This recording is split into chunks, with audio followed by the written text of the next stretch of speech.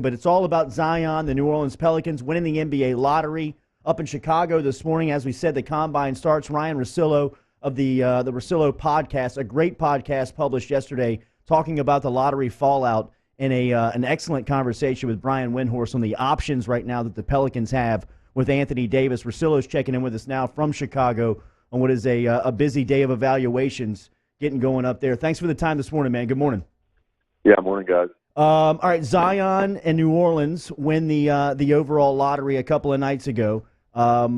What are his options? We've seen some options. Do you expect him to end up anywhere but New Orleans? No, I mean the odds are still that he's going to want to make that money. That's still pretty good for rookie picks, and the fact that his shoe deal has major money coming his way. So. Let's just say, let's be conservative about it. There's no way he's going to make less than $20 million in the first year of being a pro athlete with everything involved. I would imagine it's more than that. So does he want to go back and play basketball? And not that he's injury prone. And I think injuries are really overstated in how often college kids have injuries that completely destroy their careers. It definitely doesn't happen in basketball all that often. But I don't really see it. I think one day it'll happen. I think it could happen at some point, but and I don't know that it means you're a bad person if you're going to go ahead and decide to do this kind of thing. But this thing's totally out of control. I mean, it spun completely out of control because it was two teams that are franchises that are sexy with New York and LA sitting there in the top four, and then the other two markets with New Orleans and Memphis end up with 1 and 2.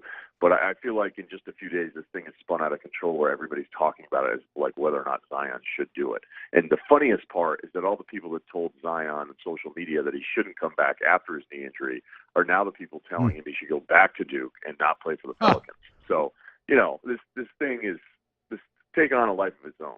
What's your view of the Pelicans now under the direction of David Griffin? Griff's awesome. I'm a huge Griff fan. He knows that. Everyone just really loves the guy, and he's a lifer. I remember the first time I think I met him, 15 years ago. He's working with Phoenix, and then he works his way up. And now I'm starting to think if he has supernatural powers, getting the pick here, and really going back to 2016 and the voice and the stuff he was saying about the Cavs coming back against Golden State. But I think the GM job is. I know different people can say, "Oh, I have a great vision, or I have this great analytic team, or I have this plan, or we're going to do all these things." And it's really cool to be able to try to talk about all these amazing things that you see that other people don't see, which I don't think is necessarily always true.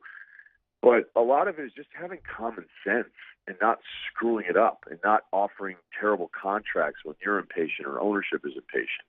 And Griff has been through it now enough that, clearly he knows the job. So I don't know if he can convince Anthony Davis anything. I think you have to. I think you have to go, hey, man, does this change your mind at all? Or, if you don't like the offers that are out there that much, would you dare go into the season with Anthony Davis and see what happened at the trading deadline? But, this changes everything for the Pelicans because now you're replacing, if Davis moves on, a once-in-a-generation talent with another once-in-a-generation talent, because that's really how special I think Zion is. Talking to Ryen Russillo here on Off the Bench, 104.5, 100.3, 94.7 ESPN. Ryan, a couple years ago, when they signed Boogie, I asked you if that immediately vaulted the Pelicans to the top of the West. You laughed at me. I think time has been your ally in this regard. You were right then. So I'll ask you to peer into the future once again. Where does an immediate Zion acquisition, and there's kind of two different scenarios, right? Like with Anthony Davis and then maybe with like a bevy of young players, pick center. Like where does Zion factor in for the next couple of years in this Western Conference? All right. So did you actually say top of the Western Conference? I meant, top is a word that like not like very top, right, but like in the top grouping, like top 3 or 4. Tier. Yeah, sometimes even when I'm like wrong initially and I have to write it out, then there'll be times I'm like, oh, we get it. Yeah. No, the Celtics thing was my favorite this year because all year long I was like, no, now. And then they swept the Pacers, and I got a ton of heat from everybody. I haven't heard from anybody after that series. I don't really know. I'm going to tell you this. Like, I don't really know. Like, if I look at both conferences, what's made it kind of not necessarily unpredictable, but all over the place in the East is that those four teams, and I'd say four, kind of with an eye roll about Boston, they were all different. They were all constructed different, so it was going to be new, and you weren't really sure what to see. And I'm still not 100% sure what to expect. I feel like everybody's writing off Toronto a little too soon. So now if I look at the West, it feels like it applies to that too, especially if Durant leaves. If Durant leaves, Golden State's still going to be really good. Houston's going to go, you know what, we were pretty close before, so let's just see what we have here. Portland, I don't know how much different they're going to be. Oklahoma City, they say, let's just try the same thing all over again. So to say with Zion, and let's just say it's Zion and whatever pieces they get back for Anthony Davis. Yeah. You know, let's say it's another pick. So now we're talking a young team. And as special as I think Zion is, the mistake we make every year in the draft is we start projecting like 2 or 3 guys as franchise guys, when I don't think there's 10 franchise guys of the 450 players that play now. So the odds that you're going to have 2 or 3 in a draft is ridiculous. I mean, the one draft that I think of when it was LeBron, when it was Wade, when people didn't hate Melo, you know, Bosh was really good but needed to move on. There was a bunch of people in that draft where they actually really changed the impact or impacted franchises. That just doesn't really happen. So as good as Zion is, and I think he's a sure thing, I don't know, other than his shooting, what the knocks would be against him. It's probably not enough to put them in the top 4 of an established West with Zion and the other rookie pieces. Now, Zion and Davis, that's something that's entirely different because, you guys know how much I like Drew Holiday as well. So, yes. But I just don't – I don't know if that's irreparable. Talking to some people there, I thought it was kind of funny, not with the Pelicans, but just, hey, if you're Griffin, you have to at least kick the tires on Anthony Davis. Like, hey, where's your head at now? And, as ugly as this is, I think some people would look at it and say, oh, there's no way the fan base would want him back. I don't know. People are selfish, and fans are people. And fans very easily, I would think, unless I'm reading it wrong, like, wait a minute, the guy that's awesome that wants to stay on my favorite team is staying? Okay. Yes. Awesome. Yes. No, fans will welcome him back with open arms doubt. if he signs a Supermax. Yeah, that's kind of how I think about it. But, from what I've heard is he hasn't changed his mind, and that, Griff, as good as he is, once he's kind of made up his mind. And there's a lot of things pulling at Davis. I think he's a very impressionable guy. Doesn't mean he's a bad guy. I don't think anybody down there would say he was a bad guy. But once this thing started snowballing and they had to go nuclear to try to get him out of there, the mind has been made up. Yeah, it looked like they just overplayed their hand a bit, and I'm loving it because it led to Lakers melt, like you said. Boston getting knocked out early, I loved. Boston is, though, one of the players that Griffin's going to be dealing with if it does come to an AD trade. Obviously, Knicks with a 3rd overall pick look interesting now. Boston with a potential Tatum deal. Boston. I guess, if you were in charge of the Pelicans, kind of which deal looks more attractive to you, or what seems realistic? Can we just jump in on that? You think because Boston didn't get Anthony Davis that their season went south? That what? Were you suggesting that the season went south for Boston because they didn't get Anthony Davis? Yes, I have absolutely loved the Boston fans' meltdown and arguing, and Terry Rozier going on national television and saying that if Kyrie returns, he's not coming back. Like, the drama coming out of Boston, I thoroughly enjoy. And New York and L.A. I think it had far more to do with Kyrie than it did Anthony Davis. That's fair, but Boston has been coveting our guy AD for years now. Yeah, but they can't trade for him. Yeah, they can't trade for him until the summer anyway. So sad. And Rozier, I think it's incredible that a backup point guard went on national TV. I love his confidence, though, Ryan. Right. Can't shake him. Let's start talking about all the packages that are out there because everybody for the longest time has said this is a 3-person draft. As I'm about to duck here, I think it might be 4 guys. I really do. I really think Darius Garland from Vanderbilt, because he got hurt and only played he technically was 5 games, but he really only played 4 non-conference games.